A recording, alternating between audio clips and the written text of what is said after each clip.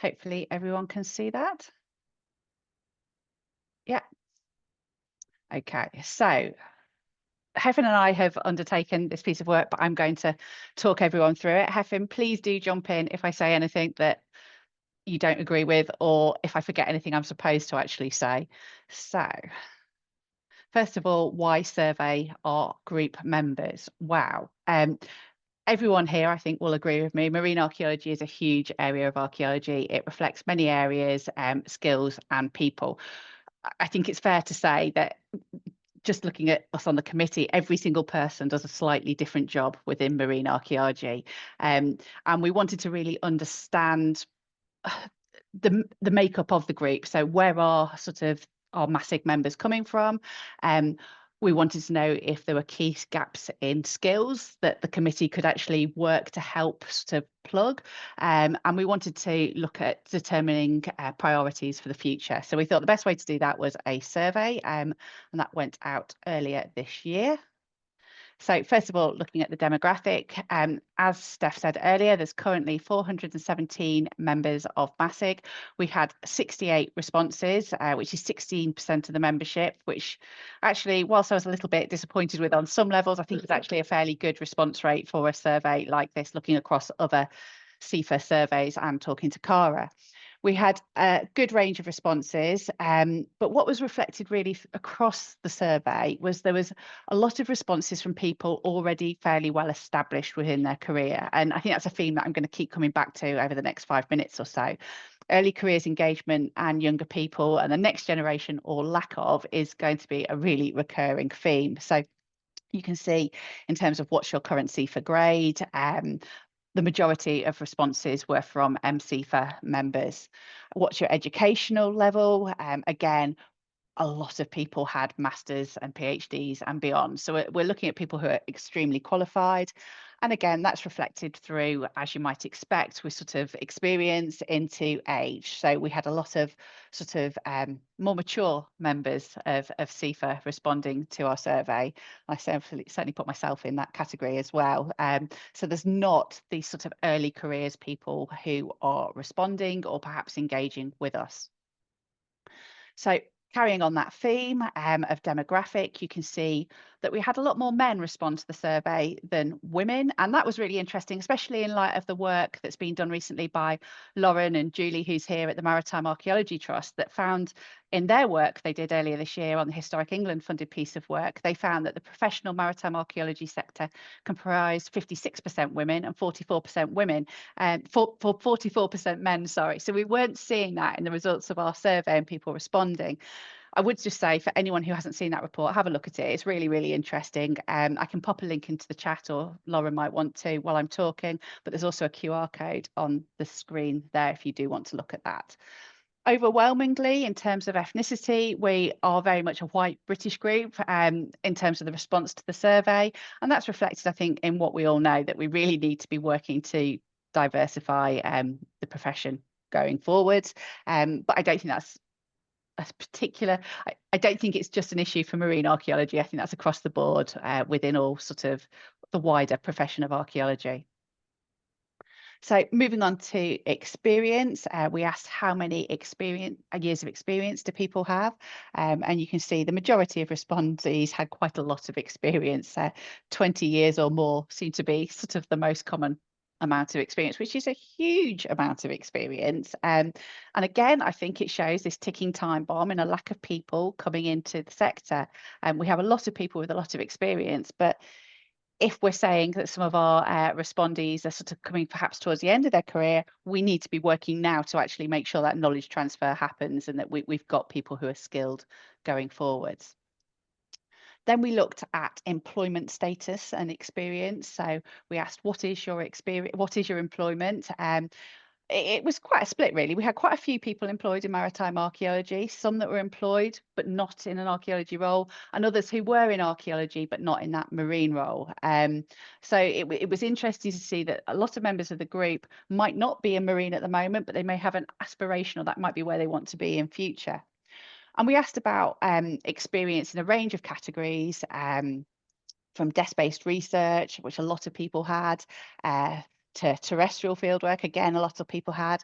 And you can see that things like marine geophysics and geotechnical work, which we know are areas that are lacking when we try and recruit. So I am an employer. There are other employers or other people who sit within organisations who have that decision making on the MASIG committee, and we know anecdotally that we can't employ those people. So it was interesting to see that was reflected in the lack of it wasn't coming through in experience categories in this survey. The other category in do you have experience in any of the following, mainly related to people with experience in various areas of development control work. So that's what that counted towards.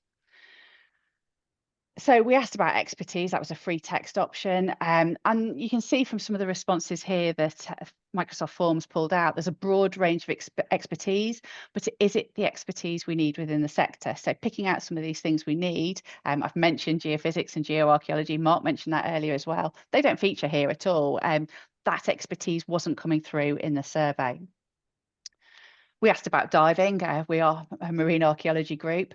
There's roughly a 50-50% split of people who responded to survey about, do you dive? So you ask the question, do you dive? Yes, no.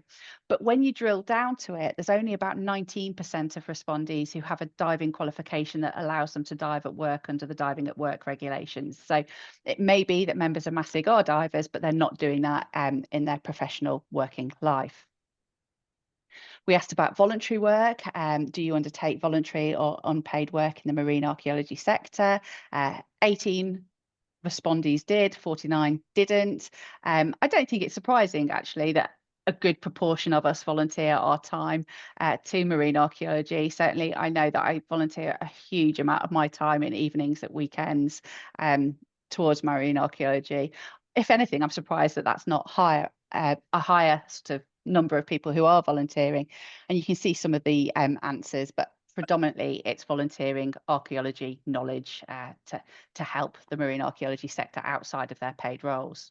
I'll just jump in on that one a minute, Ali, if you could Yeah, go of course back you to can. that slide. Just with hindsight, I think we could have changed this question a little bit, because we're only asking about people volunteering in the maritime archaeology sector. So I think there'll be a lot of people who are volunteering in archaeology but not in marine, or a lot of people doing sort of voluntary work outside marine archaeology. So this question hasn't covered people who are on committees for diving clubs and things like that, for example. So I think that's why it's not quite as high as we would have liked. Yeah, I think that's a really interesting one. We could pick that up if we do this again in future as well, because I think it is important to capture that. And I'm just so aware of the amount, if I look around sort of when I'm sat in the office with people in the office, the amount that people are volunteering, I don't think that's reflected there, perhaps. No, I agree. Yeah, so that could explain that. Thanks, Hefin. So if I move on to mentoring, we asked if people who were responding to the survey would be willing to help mentor others through the provision of support or training. And you can see there's clearly a will to do this among a significant proportion of people who responded to survey. I think that's perhaps something that the committee can pick up to take forward, and I'll come on to that in a minute, really. Some of you here will no doubt be part of the very successful Mentoring Women in Archaeology and Heritage Facebook group. If you are a member, it's a really incredibly supportive space, and I think it's something this group and others could really usefully learn from. And it may be that we can do something through MASIG like that space, but for people who of any gender who are interested in marine archaeology. And I think that's one for the committee to pick up. Finally, we asked what do members want from MASIG over the next 5 years, because our 3-year plan is sort of coming towards the end of its life cycle, and we need to be thinking about what we're doing as a committee. You can see here things like CPD opportunities, e-learning and online sessions were really popular, as were being greater advocates for the sector, really. And I think that's something that everyone here, not just the committee, but MASIG members can take forwards, that we are all advocates for what we do, and we need to be shouting about it and coming together to really push the importance of our profession and advocate for its importance in all areas in which we work. So that leads me nicely to my last slide. You'll be pleased to know next steps. Well, there's some real quick win opportunities, I think, here. CPD opportunities, online sessions, stronger advocacy. There's something that the MASIG committee can take forward quite swiftly.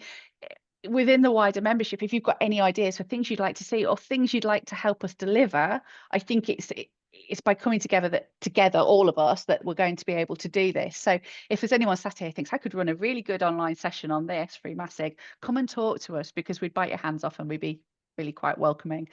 Longer term, conference sessions. So watch out for CIfA 2025, and I'm sure Mark can talk about that in a minute.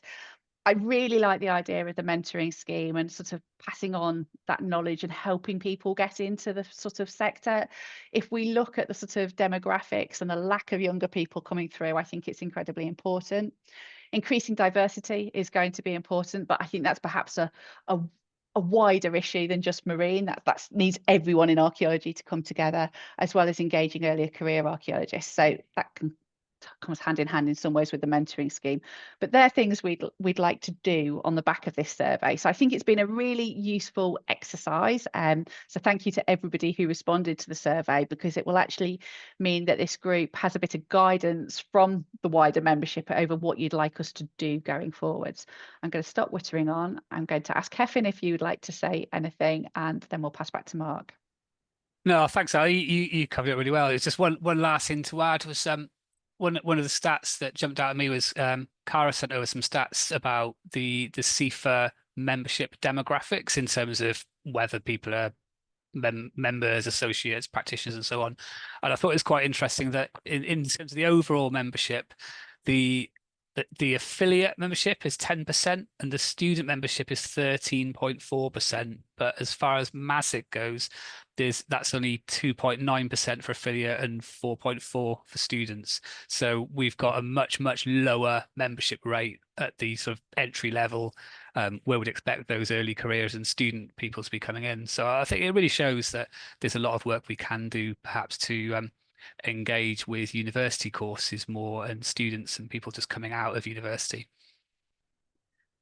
I think that's just picking up on that. Everybody here has a role in that, not just the committee. So the committee is producing at the moment a flyer, like if anyone's seen the Heritage Crime SIG flyer, something similar, and we will be able to send that out to anyone who wants them. So if you are going and talking to universities, if you are talking to people, give us a nudge and we'll send you a watch so you can sort of fly the flyer fly the banner, whatever. You fly the flag, you fly flags, you can fly the flag for this group sort of wider